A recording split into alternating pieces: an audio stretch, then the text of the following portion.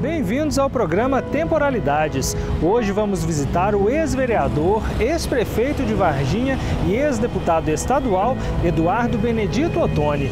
Além da sua experiência política, ele vai compartilhar com a gente muitas outras histórias interessantes. E tudo isso você confere a partir de agora.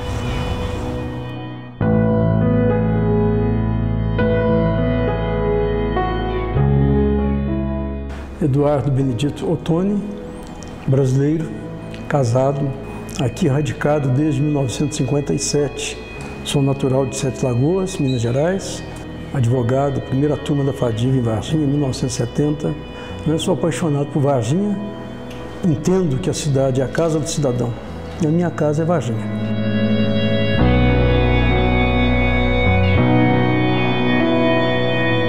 63 foi um ano marcante na minha vida.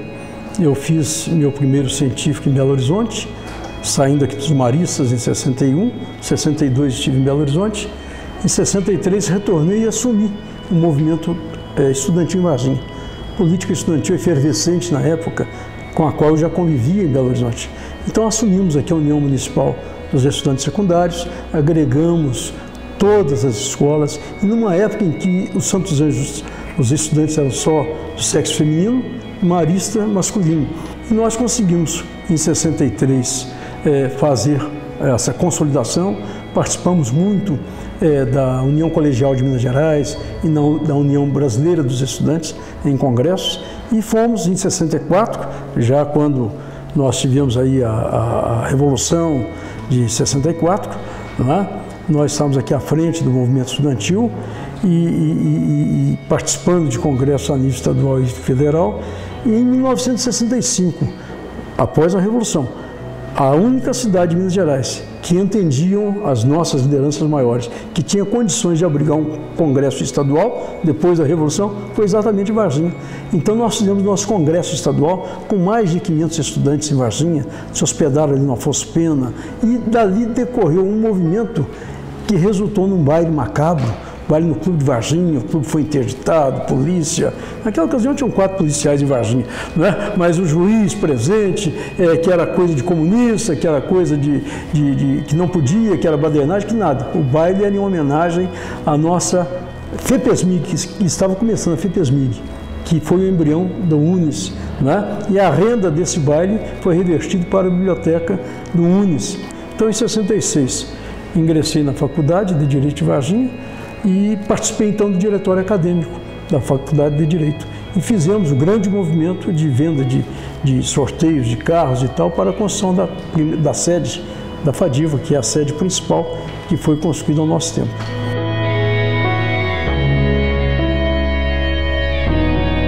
Em 1970, né, eu fui então candidato a vereador.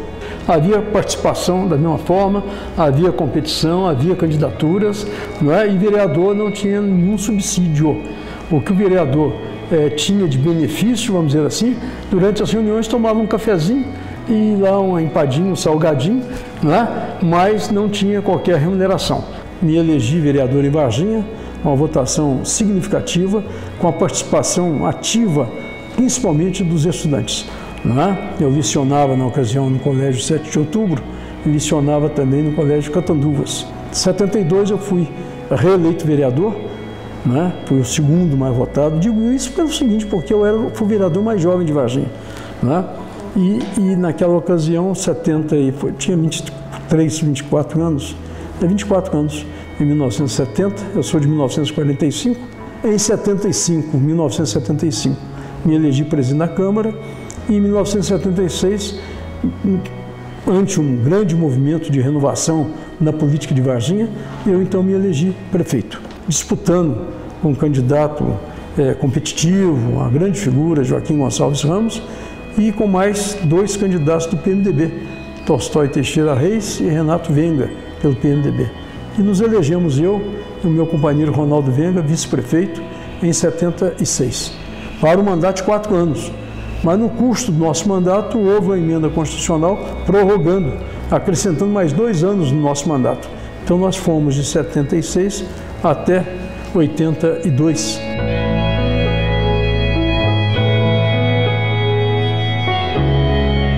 E aí nós passamos, naquele período em que eu fui prefeito muito jovem.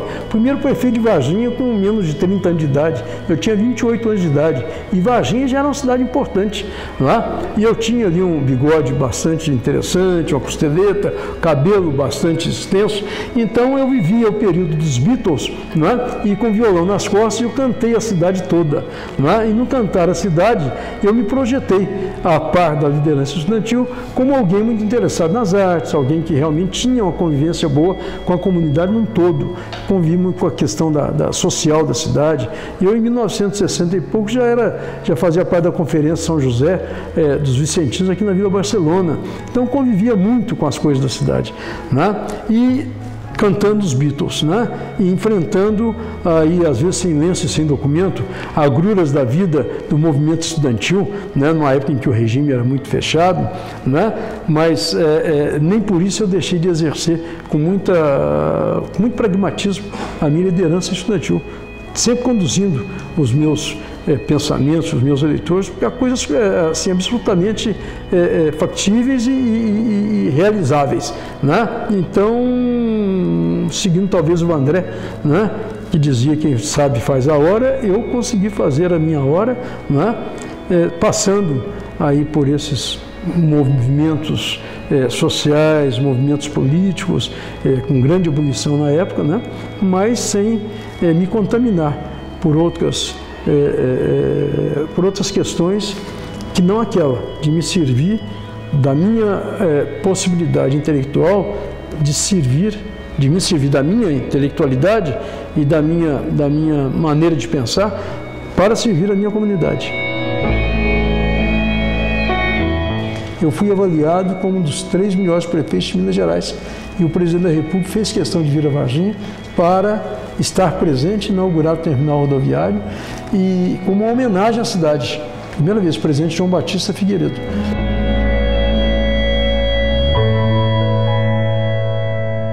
Em 86, eu me elegi deputado estadual.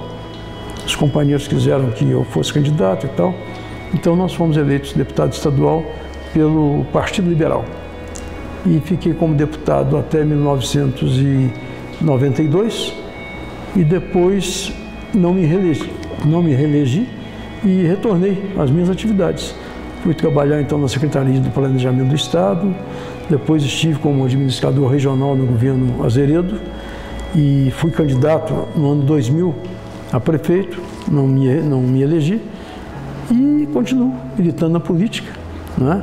Participando das coisas boas que eu entendo que a política é um grande canal de realização do bem comum, né? Nós temos que ter sempre em mente, os políticos às vezes não merecem o nosso crédito, mas a política tem de estar permanentemente nas nossas ações, né?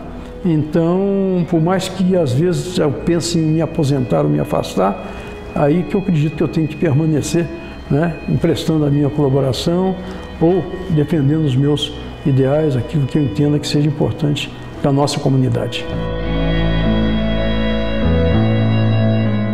Um dado importante é que na década de 70, com a desconcentração industrial e a política implementada em Minas Gerais pelo governador Rondon Pacheco, nós tivemos a possibilidade, com a visão do então prefeito Aloysio Ribeiro de Almeida, darmos um toque muito importante na industrialização de Varginha, né? A desconcentração industrial, indústrias saindo de São Paulo vindo para Minas, Varginha conseguiu se colocar como uma opção e recebemos então vários investimentos que foram muito importantes para o desenvolvimento da cidade, uma cidade que tinha sua economia assentada principalmente na agricultura, especialmente no café e no leite, né? De repente, na década de 70, passamos a conviver com esse surto de desenvolvimento que foi muito positivo, gerando empregos, melhorando a renda de Varginha, como a CBC, que era uma universidade do trabalho, chegou a ter quase 3 mil funcionários,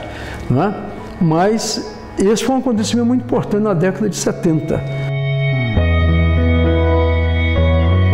O dado importante nesse momento foi a criação das faculdades em Varginha, né? Nós tivemos o surgimento aí da FEPESMIG, que era uma lei do governo do estado de 1964, né? Se instalou aqui a Faculdade de Filosofia, foi a primeira. Imediatamente instalamos a Faculdade de Direito. Em seguida nós tivemos a FASECA, da qual eu também sou fundador e tenho muito orgulho de falar que fui professor e consultor jurídico da FASECA por muitos anos. As coisas interessantes é que nós resolvemos fazer uma faixa de pedestre em frente ao Colégio Catanduvas. E houve uma solenidade com presença de banda de música e fotografias e foguetes, né? Porque foi um acontecimento, né? Primeira faixa de pedestre implantada em frente ao Colégio Catanduvas, deve ter sido 78, 77, 78. Mas fizemos também a revitalização da Praça do Jardim do Sapo. Foi um dado assim, marcante, porque o Jardim do Sapo sempre foi o ponto do footing, que a gente falava, né? Era o centro de Varginha. E uma pessoa de saudosa memória, o senhor João Miranda, tinha uma foto de um coreto que existira naquela praça, né? Então, com aquela foto, nós construímos um novo coreto baseado naquela fotografia da década de 1940, né? E inauguramos o coreto em maio de 1979, com a presença do grande cantor Carlos Galhardo, né? Que veio cantar no Dia das Mães, e aí por 3 anos seguidos, Dia das Mães, a gente comemorava no coreto Jardim do Sapo.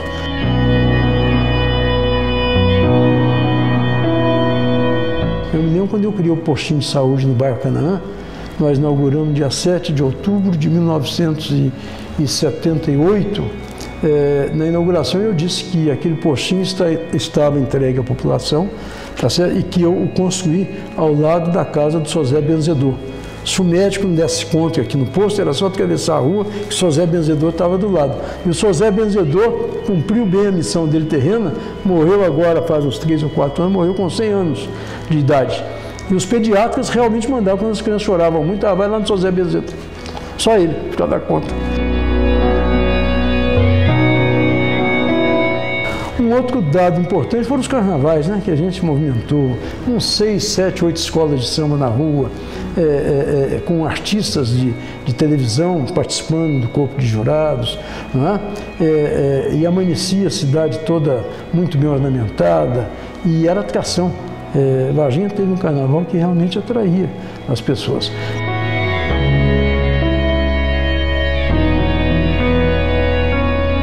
E dentro dessa viagem que nós fizemos no tempo, bastante rapidinho, gostaria de registrar a satisfação que eu tive de ter criado a Fundação Cultural do município de Varginha. Quando nós alugamos o Teatro Capitólio, porque havia a possibilidade do Teatro Capitólio ser vendido para um supermercado que estava se instalando em Varginha, nós então, e aqui justiça eu faço ao saudoso Fernando Príncipe, que era o sócio majoritário. Fernando Príncipe me procurou e falou: Eduardo, eu estou sendo pressionado pelos sócios para vender o Capitólio para um supermercado. Então nós não tínhamos recursos para adquirir o Capitólio, alugamos o Capitólio, fizemos um contrato bastante amarrado com a prefeitura por 2 anos, então em 1 ano além do meu mandato, para que o próximo prefeito pudesse ter condições financeiras, não é? Com isso nós evitamos que o Capitólio fosse vendido e criamos a Fundação Cultural para administrar o Capitólio, tanto que funcionou no início lá no próprio Teatro Capitólio, não é? Depois o prefeito de Isomelo assumiu a prefeitura, 2 anos depois fez caixa e conseguiu adquiri-lo para o município.